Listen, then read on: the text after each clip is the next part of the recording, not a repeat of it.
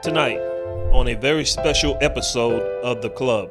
My name is Ian Desmond, player for the Colorado Rockies, a little bit of a utility knife. Inside the park, 3-run home run. I've been playing professional baseball since 2004. My name is Danny Montgomery. I am the special assistant to the general manager with the Rockies. I have been with this organization from day one. World Series time in Colorado. My name is Paul Egins. I'm the Senior Director of Major League Operations. I've been with the Rockies for 30 years with Demont. It's a conversation built on lasting relationships in baseball and life experiences along the way. My name is LaTroy Hawkins. I am 21 years in the big leagues. I played for 11 different organizations. I had 2 stints in Colorado in 2007. Went to the World Series. He's got him. Hawkins nails it down. Now I'm currently a special assistant to baseball operations with the Minnesota Twins. My name is Stu Cole. I'm the third base coach with the Rockies. Come on. Stu Cole set him. Here's the throw to the plate. Blackman is in there. I've been with the organization since 1993. This is The Club, a conversation about race and baseball.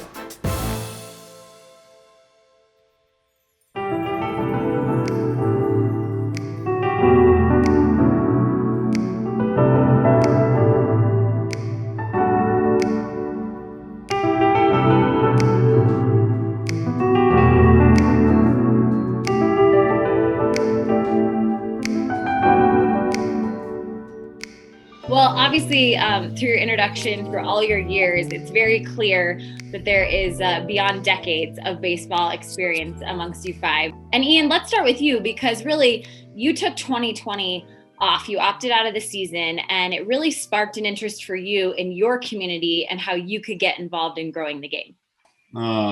It's been quite a journey of discovery since the beginning of my decision to withdraw from the 2020 season. What I thought was going to be easy and going out and just building baseball from scratch, ultimately has been quite the challenge. There isn't much in the way of providing baseball for kids in the communities that we're trying to serve because these kids have extreme challenges built up, whether it's at home, at school, physical, emotional, things like that. So just trying to find ways to surround them with mentors that make it a positive experience because the game is built with so much failure in. So just trying to really surround kids with positive mentors, I think, is the first step. The second step is making it fun and more exciting to compete with action-packed sports like football and basketball where the ball is constantly moving.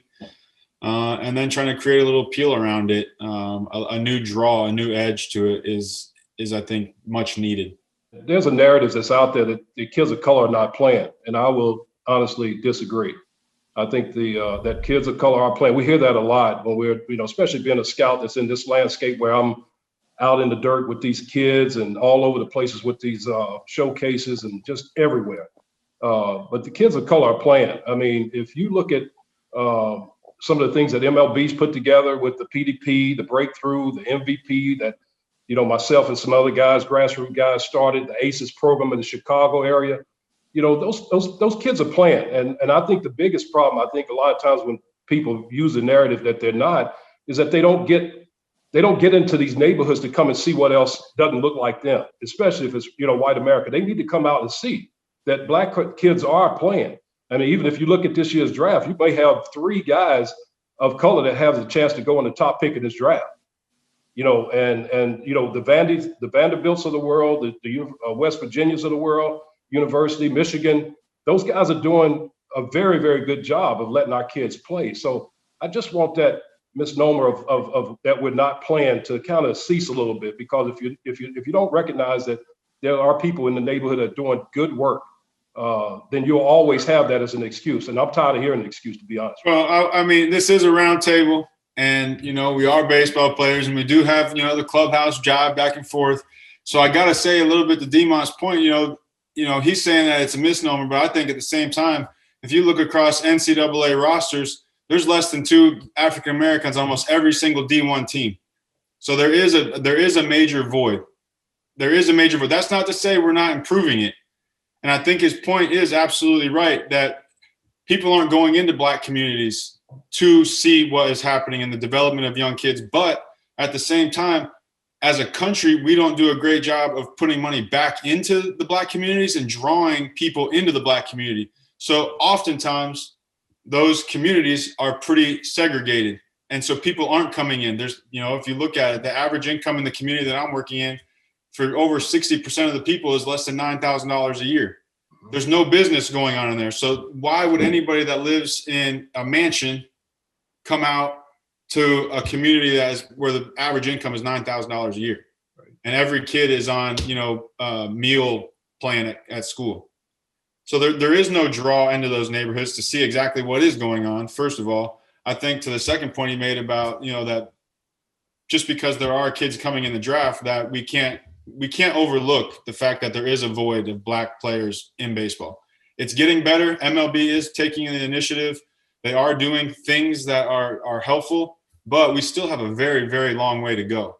I would also say about the economics of it, and Demont could probably speak a little bit more than I can to this, but you have these different travel teams, and all these guys are getting extra time to play other than just on their high school or middle school baseball teams. And so in the African American community, a lot of times they don't have the finances to get on those travel squads and teams like that. We do have to take the game to them or to go to those neighborhoods and population centers throughout the country. I've always thought and had an idea, I haven't quite put it all together yet, but like we scout the Dominican Republic or Venezuela, we need to have scouts specific maybe for the inner cities, and that have context and can communicate to kids in the inner cities, and to go in there and to start asking kids and trying to get kids to play baseball. To Demont's point, we are playing, but we got to get recognized. It's one thing to think that a kid has an opportunity at our league, but the educational part is so vital, because there's so many aspects of this game that we want to see our kids have an opportunity. It's no different than all of us on this phone call right now. We had that opportunity. And that's all we're looking for, is that we can educate our kids, give them an opportunity to honestly be in the front office, be in the DNR, or just any kind of scope that has something to do with baseball. And a lot of it economically can be very challenging, as Ian said. And he's getting a chance to see it now, after, being off a year, and see what we've been tackling for so long. And I think that's just so imperative that we drive the educational part of a lot of things that we do, especially, and we'll talk about the Buck O'Neil organization later, but we drive it to make sure our kids are educated to possibly doing other things within the industry if they don't make it in the Major League Baseball, in the part of being a professional athlete. And that's so important right now, I think. Well, you mentioned it. I think I do want to know more about your work with the Buck O'Neil Professional Baseball Scouts and Coaches Organization, because I think that's an important point, especially for your job and where you're at, to have these discussions and to talk about it. So tell me a little bit about that group, who's involved, and what you guys do work on. Well, we started this, it's 20 plus years old now. It's probably, Paul, 21 years, I believe, that we started this ago. And we flew, myself, Steve Williams with the Pirates, and Fred Bright, who's been my mentor. He's retired now. But we flew to Buck, and all these guys on the call know Buck O'Neil. We flew to get his graces and name this organization after him. First of all, it's because of what he stood for. And he saw no color. He was a guy that everybody recognized. They knew who he was about. And when he gave us his graces, that we would take it. The one thing he asked us to make sure we do is keep it all inclusive. And that was very, very important to Buck. And so when we took over this organization, it was an organization built on inclusiveness and providing a wholesome professional environment where guys could have someone that they could talk to if there was problems within their families, within their organizations, whatever. We don't talk about teams' ideologies and things like that. We're trying to help one and teach one. That's our model. And so through that process, it's been able to achieve a lot of things where if all of a sudden an organizational scout director calls me and says, "Hey, D, we got an opening in Florida. You have any idea who? I'd like to interview some guys of color." Because a lot of times people don't know anybody that they're really not accustomed to. And you're seeing that a lot within our game. If they're not accustomed to people that don't look like them, then they don't know who to go to. And so this organization has become a platform where a lot of times you'd be surprised how many GMs and scouting directors call looking for prospective guys in this organization to help, in different needs in their organization that they need. And I think that's so important. Because you take Eggs' idea of saying, hey, we got to get the scouts into the Black communities. Well, if you look at the way our country is, there's not many, white American scouts that feel comfortable going into the depths of the hood to look at talent. Mm-hmm. So the more Black scouts, the more minority scouts, the more scouts that have friends and have familiarity with the Black culture and the comfort level to enter those communities, the more our kids are going to get a chance to get seen. That's true. And even like being in the draft room the last 4 years, even, we have Black athletes who are, they're on our draft board. But for me, it's always, there's still a stigmatism and it's still, negative conversation when it comes to drafting a person of color. But when there's a Caucasian player, there's no questions asked. So I've been in the draft room and I've always, being part of the MLB program that Danny Montgomery mentioned, being one of the pitching coaches for the Dream Series and the Hank Aaron Invitational, just being able to be around all the Black kids, the top, some of the top players, and being able to sit in the draft room. And when I hear something negative, I can step up and say, no, that's not true. I spent 14 days this past summer with that kid. Whoever gave you that information, that is completely wrong. And we've drafted a couple kids because I was able to stand up for them in the room. A lot of times, I don't know if anybody stood up for me or stood up for you, Ian, when we're in the draft room. I don't know who did that, especially the ones that aren't nearly as skilled, but they're great athletes. And I think that's another thing, that we stopped drafting athletes. So when we stop drafting athletes, they stopped drafting African-American players because they're the best athletes. How many times does that get called raw? I remember my draft, on my draft papers, I'm sure that somewhere on there it says raw. I've been playing baseball since I was 12 years old. I played more games from 12 to 18 than I did when I was 18 to 23. I mean, I was out there. And I got in the draft and I was raw. Maybe I was athletic, but I certainly wasn't raw. I had every bit of baseball acumen as the next kid. And so I think sometimes you get bunched in that stereotype where, maybe you didn't get enough eyes on you. Maybe you don't have that person that's willing to put their neck out there for you to say, hey, no, he's not raw. He's just athletic. And for the Black athlete that is just athletic, you look and immediately, you think that he's a great athlete or will be a great athlete. But what about the marginal athletic Black player? Yeah. See, there's an opportunity for that kid too. But I think in scouts, you're looking for the next Hank Aaron, you're looking for the next Willie Mays, you're looking for the next Ernie Banks. And if you don't have that exceptionalism in you, then you get passed over too. So again, we want to create opportunities for the African-American kids at all levels and not just being the outstanding athlete, or they may become what the scouts say is just a marginal player. But when you come there, once you get his makeup and see his want to and all that, he may become that major league player. Yeah, but we get overlooked at that opportunity, that thing as well. Yeah. I think it also goes back to what LaTroy said about having somebody to go and speak to. When I came up in Kansas City's organization, Buck O'Neil was working there. And the African-American players, we had a lot of African-American players that was in the minor leagues. And Buck O'Neil was that guy that we had to go to speak to whenever there was an issue or problem or something like that. And he was that guy that would come over and he would talk to you like he has known you for 20 years. He would ask about your family. He would ask about what's going on in life. And that was one thing that I took to heart whenever, and I never forgot how he approached me, as a person rather than a ball player. And that's the way he got to know people. And he would always talk to guys and, express his feeling and ask you to express your feelings towards him. And that was one of the things that I took into coaching when I got into coaching guys like Dexter Fowler and EY Jr. I always ask them, hey, how's the family? How's everything going off the field before we even discuss anything about playing baseball? And I think that's one of the things that kind of helped me learning that from Buck O'Neil is getting to know the person and not just the player. Because once you get to know that person, then the player part is going to be easy. I think we need to get more people of color in these positions so that they can have somebody to go to when things aren't going well and have somebody speak up for them.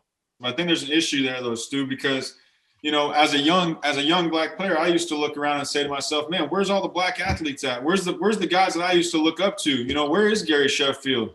Where are these guys? Why aren't they working in baseball? Why aren't they managing? Why aren't they coaching? And a lot of these guys, they have to go back and they're building programs of their own to help their own communities.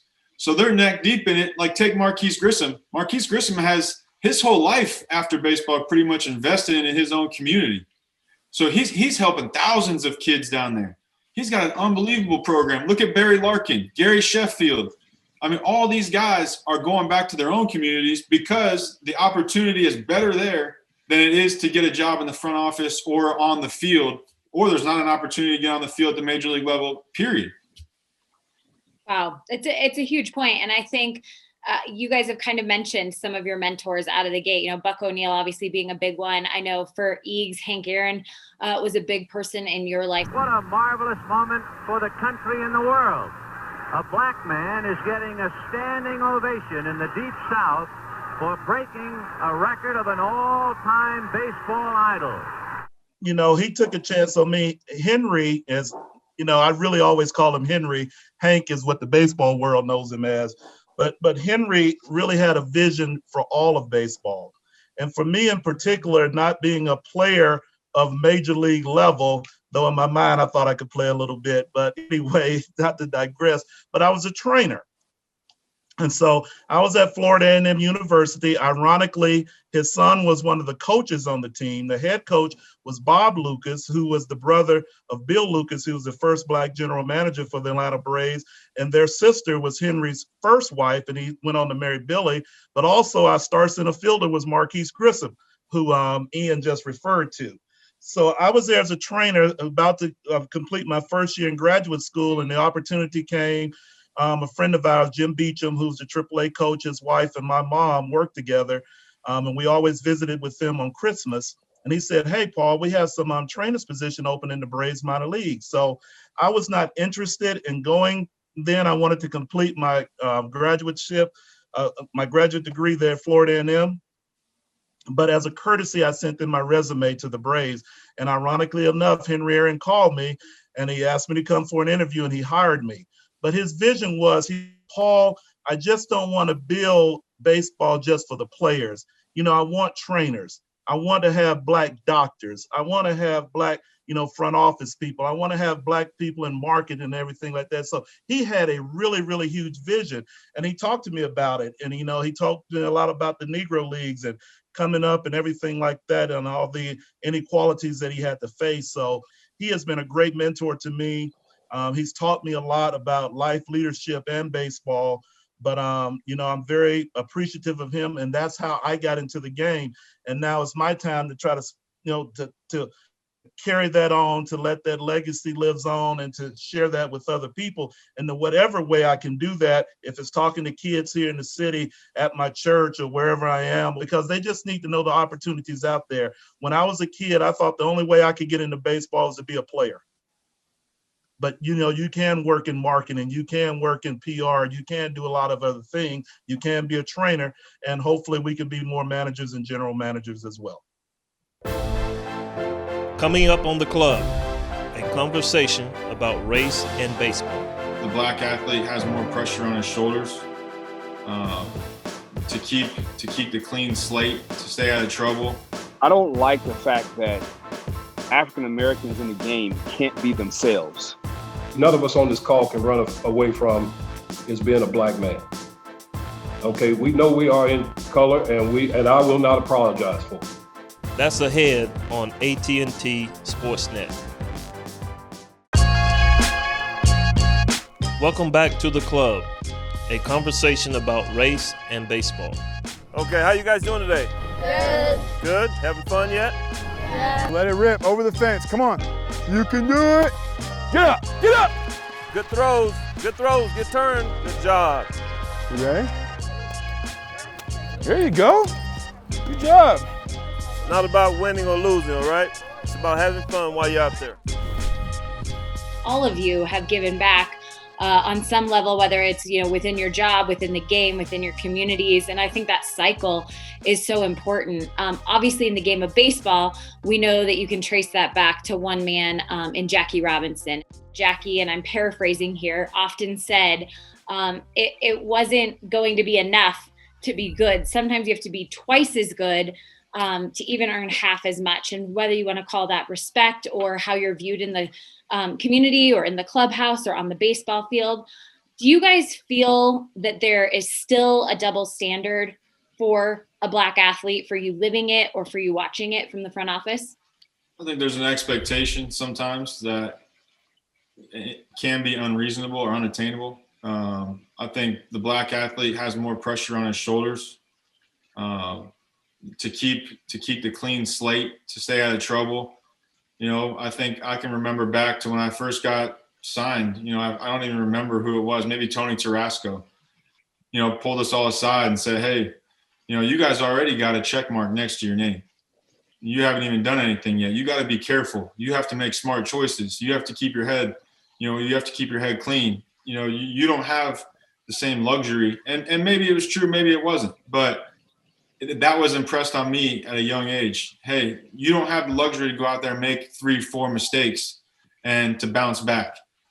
You got to keep your nose clean. You got to stay out of trouble. You got to be here for baseball. And that was a great word for me at the time, but it also put a lot of weight on my shoulders. I don't like the fact that African Americans in the game can't be themselves. Every other culture that plays the game, they get to be themselves. And I was never a guy who celebrated, but I knew guys who suppressed that type of feeling that they wanted to show on the field because it wasn't what people wanted to see. And that's the only thing that I'll never forget. The first time I was like, I love that when Prince hit that home run, walk-off home run. Fielder will watch it fly, and that's your ball game. Prince Fielder with a walk-off home run. They did the bowling ball thing at home plate, and that was in 2009. And I thought that was the greatest thing I'd ever seen. And it was like, well, everybody, I'm drilling him next time. And I'm like, what's wrong with people being themselves on the field? Like, let the guys celebrate.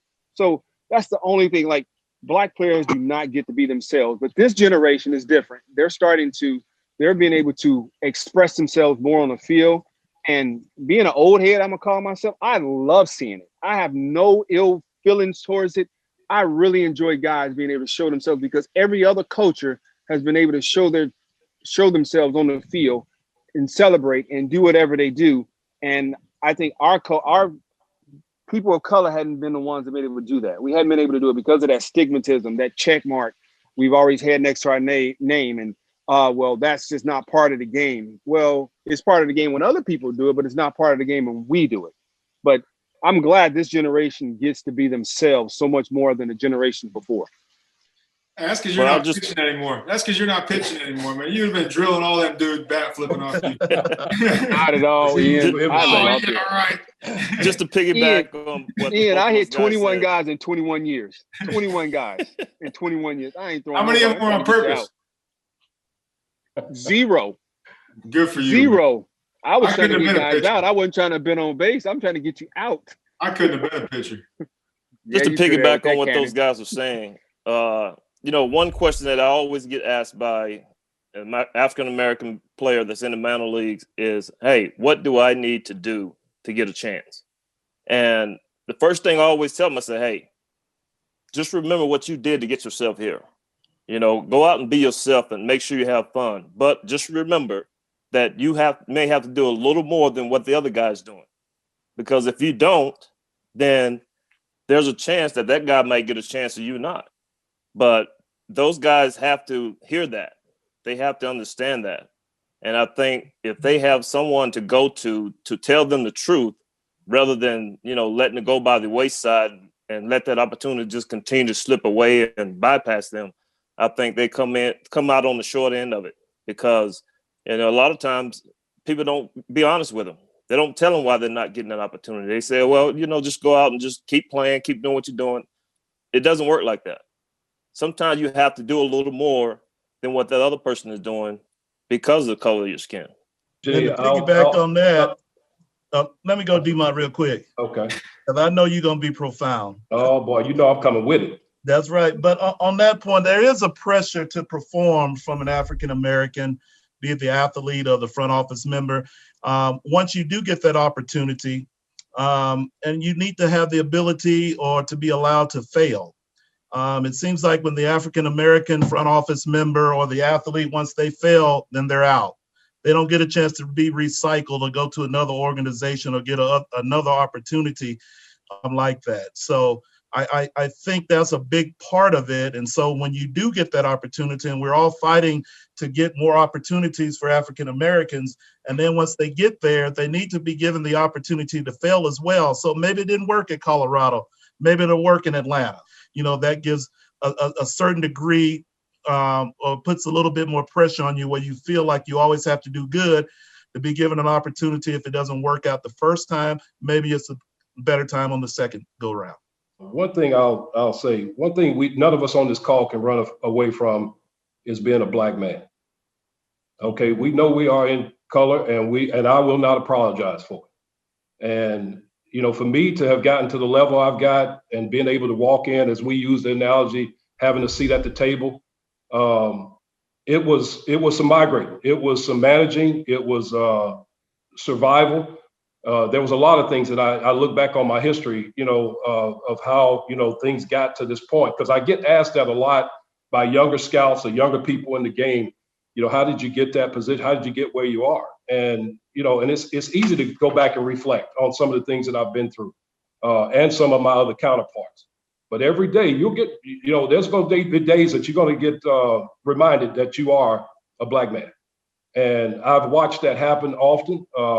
But I'm able to control the narrative instead of letting the narrative control me. And that's where I've been very, very thankful because of my rearing. I've got a 91-year-old mom that used to tell me all the time, son, you're going to be one way, you're white on one side and black on the other. And you got to be able to change your faces wherever you are. Even when I'm in the neighborhood, I got to know how to talk to my people when I'm in the neighborhood. If I'm in some very, very tough areas where I know it's not quite where we should be as Black Americans, I know how to relate to that. So that's what I talk about when you say managing. You got to manage your ideals of where you are and the people around you instead of letting them manage you. And that's the thing about it, is I've been very fortunate that I feel like I've got a seat at the table with this organization. It took some managing to get there. I thank God for a person like Dick that owns the ball club that, likes all, voices to be heard. But let me tell you, every day when I know I walk out of this door and I've got to strap it on and realize that I can't be like others. I have to really, really make sure that I'm on my P's and Q's daily, from the car that I drive, the way I look, to whatever. I mean, it's always going to be that. And it's even very much more prominent now because you're getting a whole lot more people being very outspoken and wanting to come out from hiding. And so that's what we're seeing a lot now. But for me to get to this point and be able to bring people behind me, I'm very, very thankful for, because it has been definitely some migrating to get there, believe me. Still ahead on the club, a conversation about race and baseball. On this barn, there was, KKK written all over it and swastikas, and being one of the only kids in the neighborhood with dark skin, for me, that's like, oh, they're coming for me. I've seen the Ku Klux Klan at a parade. When I was in college, they paraded through my college, and the Ku Klux Klan called him and me out at the parade there. When we stepped out on the field, we just heard boos. They booed and they said, go home N-word, to all of us. And we were 12 years old at the time. That's next on AT&T SportsNet. You're watching The Club, a conversation about race and baseball. I want to know a moment in your lives, a pivotal moment that changed how you viewed this world, whether it was a moment that you felt you were a victim of prejudice or discrimination or witnessing someone else in that suffering, because I think those stories are very important to share and to bring to light the reality of your world. Well, I mean, I'll talk. I mean, I'm from a town of Asheville, North Carolina. I mean, believe me, I'm from the South over here, and you know, you got to understand where my neighborhood was just a street across. Just walk right across the street. It was as wealthy area as you could imagine, and my mom used to work for some very wealthy white folks, and so for me to go over and just to go say hello to her, just to go and get some money for her was a task in itself. They let you know that you didn't have any business coming across that street, that I need to stay on this side of the neighborhood. I went through that a lot. I'm probably in a little different seat than the rest of these guys, being biracial. My biological dad passed away when I was 18 months old, and my mom married a white man who raised me from when I was 5 years old. We lived and grew up in white neighborhoods. You know, so oftentimes me and my sister were the only kids that had, you know, dark skin. You know, when I was growing up, you know, there was I had a really good buddy who had, and this is when I was like 7, 8, 9, 10, maybe. He had some woods behind his house, and we used to hop the fence and go out in the woods. And back in the woods was this old, like, rundown shack. You know, it was like an old barn of some sort or something. And on this barn, there was, you know, KKK written all over it and swastikas, you know, and, you know, maybe it's kids being kids, you know, but as a young, impressionable kid, you know, being one of the only kids in the neighborhood with dark skin, you know, for me, that's like, oh, they're coming for me, you know, KKK, you know, who else are they in the neighborhood for, you know? And so, not that I was, you know, I grew up in a nice neighborhood. My parents gave me, you know, a good life. But at the same time, you see a guy with a shaved head and you're like, oh, you know, watch yourself. So it was like just little built-in fears like that throughout my life, that it was never really for me one particular instance, but just little things looking back over this last year, little things that shaped me along the way that, you know, I think in our culture, we have a tendency to push them down, you know, just block it out. You just want to forget about it. For me, I did. I can't say that for anybody else, but for me, you want to block it out. Hey, that wasn't a big deal. Just keep on pushing it down. But eventually it boils over for all of us. And this offseason, you know, or this past year for me was where it was like, you know what? I've got this platform and I feel like now is a better time than ever to start speaking on it. I grew up in a city right outside of Chicago, Gary, Indiana. My high school was 4,000 students, and we had 0 Caucasians in my high school, 0. So I grew up in an environment where everybody looked like me. So I didn't have those early, you know, messages or like you did, Ian. I didn't get those until I started playing professional baseball. I'll never forget the first time I was called the N-word. It was in Fort Myers, Florida, and I was with Matt Lawton. And Matt Lawton grew up in Mississippi, down in Gulfport. And when the girl said it, you know, I reacted. And I remember Matt Lawton saying to me, he was like, man, what's wrong with you? You never been called Ian before? And I'm like, no, you? And then he told me where he was from. And I'm like, that don't make it right. And I'm like, no, not where I'm from. No, that's not. And then the second time was my first day in Salt Lake City, July 2nd, 1994. I'll never forget it. I got in the night before. I got into the hotel and I left out the next morning to go find something to eat. The team was on the road. And as soon as I stepped out on the street, somebody was like, what are you doing here? N-word. They were driving in a car. But like you said, it's those little things that you start to hear, and then I start to recognize around the ballpark and start to be a little bit more aware of everything. So it's just, you're right. Like, it's so many little things that you see growing up or coming through the minor leagues for me that I just always so a lot of times I just looked the other way and didn't think much about it. But the one thing I did notice was how Latinos were treated. And in the game of baseball, Latinos, during my time, they were treated completely different than everybody else. And I always thought that was wrong. So I always had Latino roommates to kind of help them navigate a different world for them, because it wasn't like it is now where, you know, they got English classes and all that, and they don't get to come over here till they're of age. You know, there wasn't no academies there where guys can go like we have with Minnesota, where you can go for 2 years and then you come up. No, they were thrown over here 16, 17 years old. And I saw that with the Latinos. It took me a little longer to recognize that with myself. But once I did, I was like, you know what? I'm standing up for myself and anybody else in my space that need to be stood up for. Well, for me, I saw it at a young age. I played on an all-black Little League baseball team, and we won the state championship here in Charlotte, North Carolina, and we had to go to Florida to play in the regionals. And we was the only all-black baseball team down playing in the Little League regionals. And when we stepped out on the field, I mean, we just heard boos.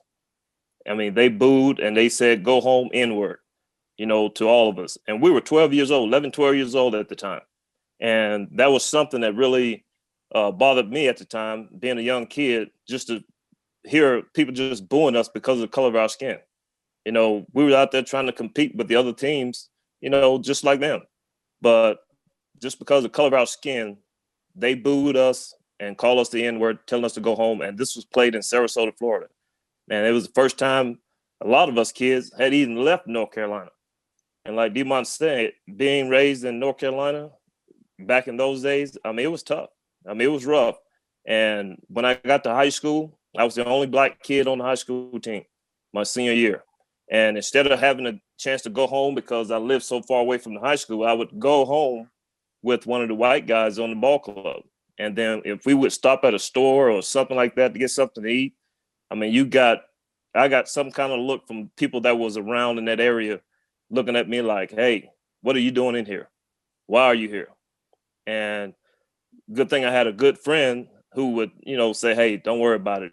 That's just the way people are around here." And you would hear that all the time. And just to see what happened throughout the course of, last season, how things played out. I mean, it brought back some memories, because growing up as a black man, I mean, like Demont mentioned before, it's tough.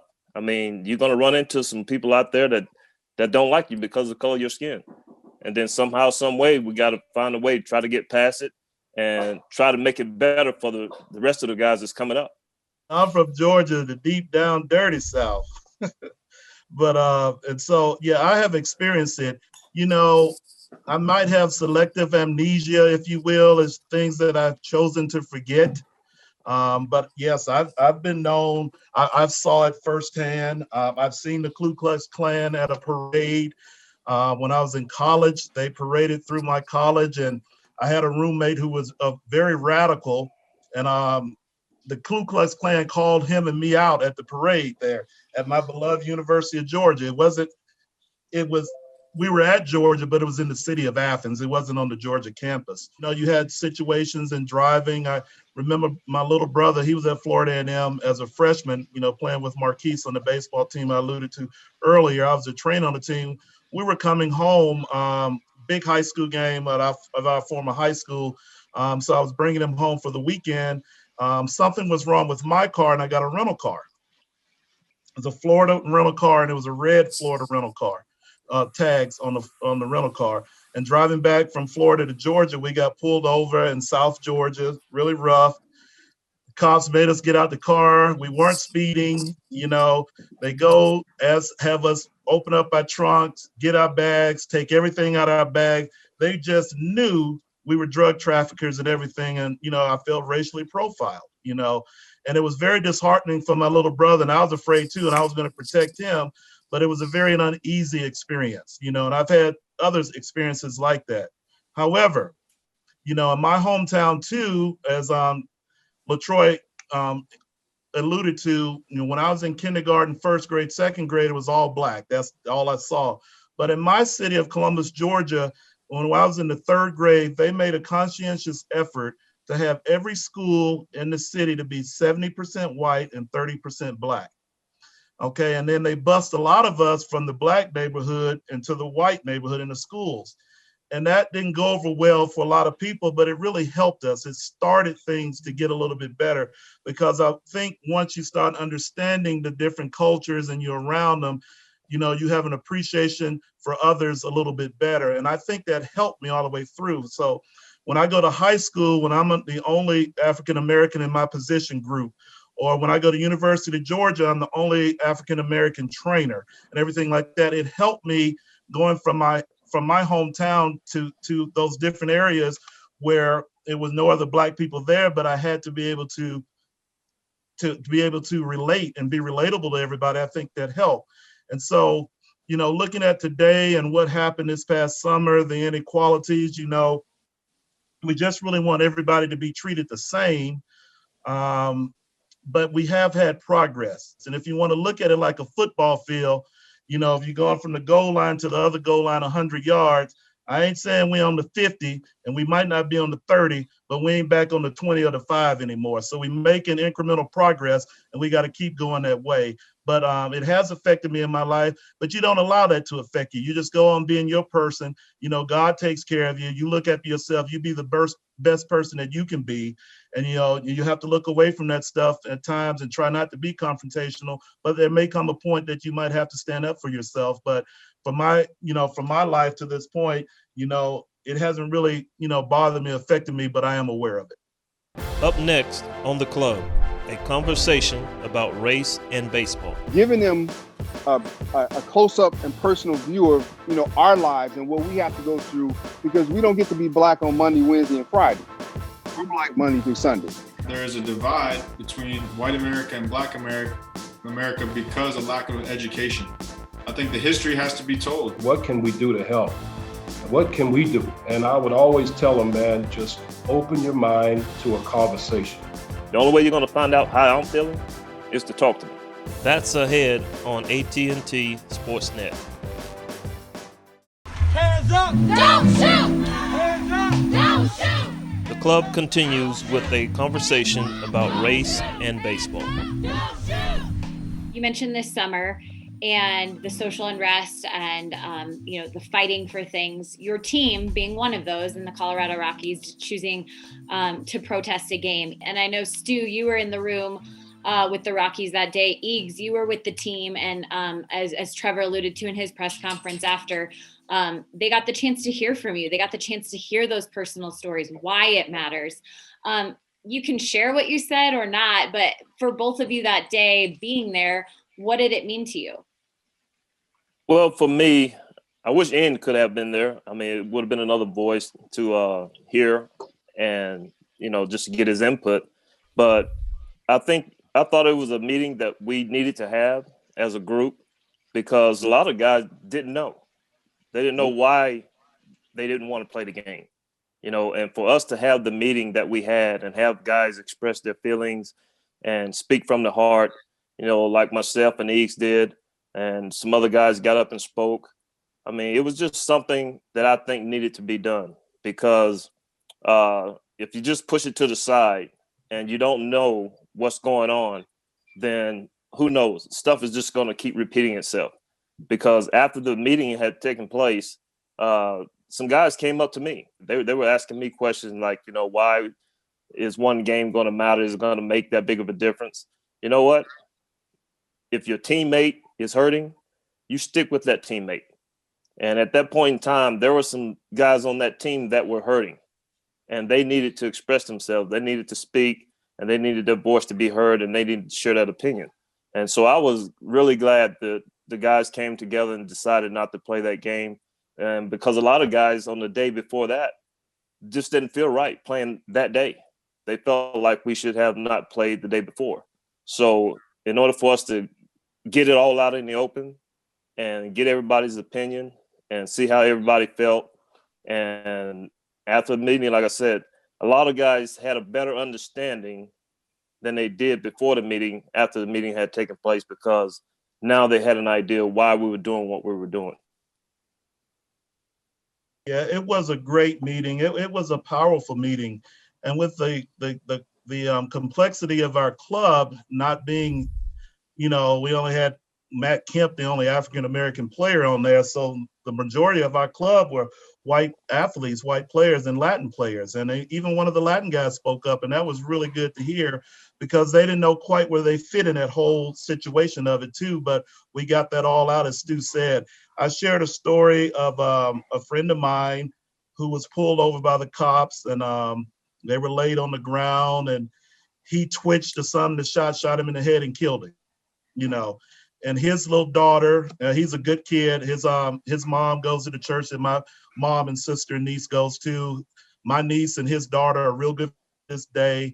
But she lost her dad that day, and all he simply did, he was on the ground.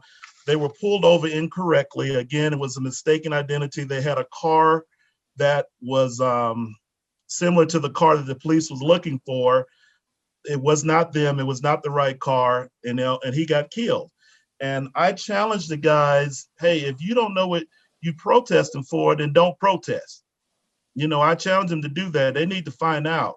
And if that's your teammate, your brother on the team, if he's affected by it, then you need to try to understand him and feel that too. At the end of the day, I think it always goes back to the dollar. It's all about money. Everything is about money. And when you can start taking money out of the people who make the decisions pockets, and people who look like them are part of the protest, that's when you start getting some change. You start getting some change. A lot of guys grew up completely different. A lot of guys are completely oblivious to what goes on in this world. So being able to be there and actually have conversation with some of the guys about inequalities and explain to them that they don't have those issues. They don't have those issues where they have to tell their 19-year-old daughter how to act when she gets pulled over by the police. For me, I get it, because a lot of times, why do you worry about things that don't affect you? They don't affect you. So giving them a close-up and personal view of, you know, our lives and what we have to go through, because we don't get to be black on Monday, Wednesday, and Friday. We're black Monday through Sunday. Along those same lines, outside of the baseball world, the bigger picture world, what do you think is the greatest hindrance to social justice in the United States today, and how can we collectively solve that problem? For me, I think it's education. I think that our school systems, I think our history books, I think a lot of it is unwritten. And I think that there is a divide between white America and black America because of lack of education. I think the history has to be told. I think that we don't have enough, you know, just like what Stu said, you have white teammates who don't understand, and you have black teammates that are trying their hardest to make you understand, or to get you to understand, or to relate. But the gap is too big. We need to go back and address what our kids are learning. Every kid. We need to be learning about Asian culture. We need to be learning about Mexican culture. We need to be learning about black culture. We need to be learning about white culture. It's not just one country. It's not white America. If our goal is to be inclusive, we need to learn about everybody. And I think once we start to understand where each of us came from, it'll be a lot easier for us to take a knee for each other, a lot easier to put our arm around each other, and to understand the hurt and the pain that what each of us are going through. Each of us, every race has their own troubles. And if we don't understand theirs and they don't understand ours, it's going to be a lot harder for us to put our arms around them. That's hard to back that up. That's on point, Ian. That is on point.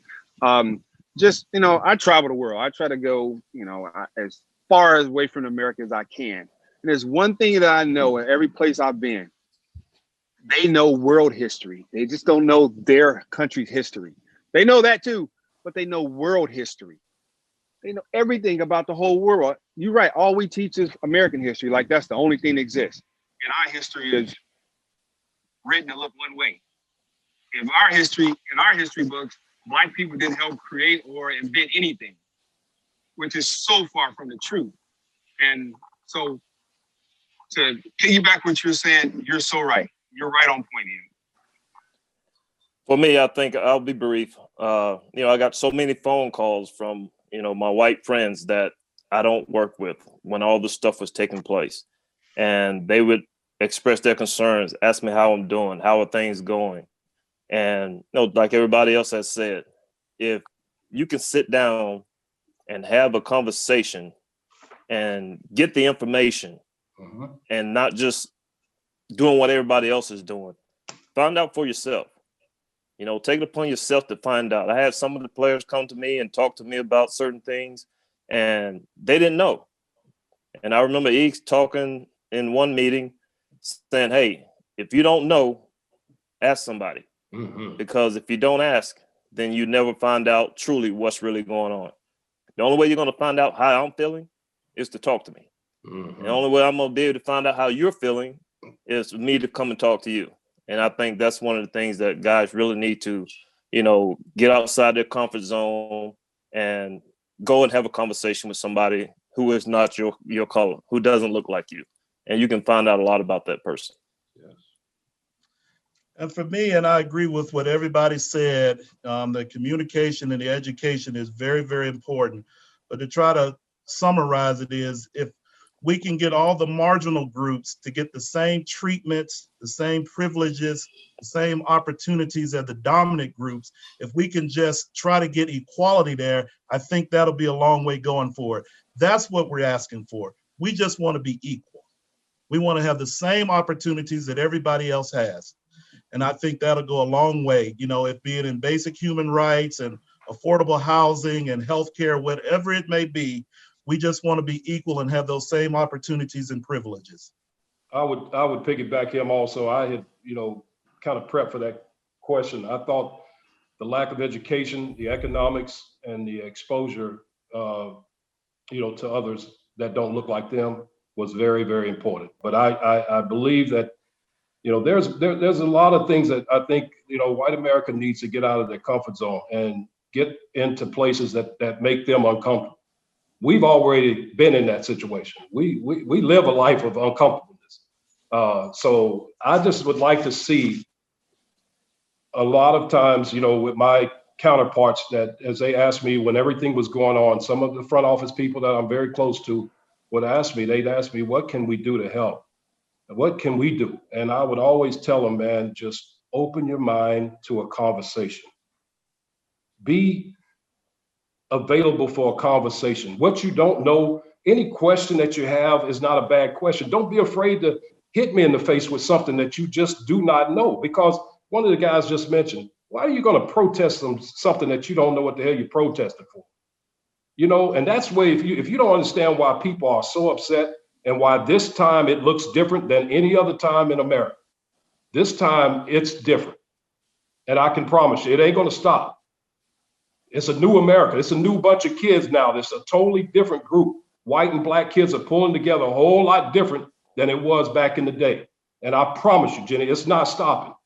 This thing is going to continue to fester, and we have got to keep the fuel going. And that's going to take white America. It's going to take black America be on one accord and asking the tough questions that they don't know. If you don't know, just have a conversation. And we'll tell you why we're upset. Because we're living it. There's a lot of different nationalities that live very, very difficult lives, and we get it. But we're talking about this life, this situation. And I think that's what I wanted to really conclude with, is that we've got to do more of the discussions about the economics, the exposure, and the educational part of it. I think it'll go very, very well in the near future. Well, thank you, Five, so much for the amazing conversation. I feel like it was just a starter today, but it was great to hear all of your stories and all of your thoughts. And I really admire each and every one of you so much. So I appreciate you taking the time to be with us today. Thank you, Jenny. Thank you.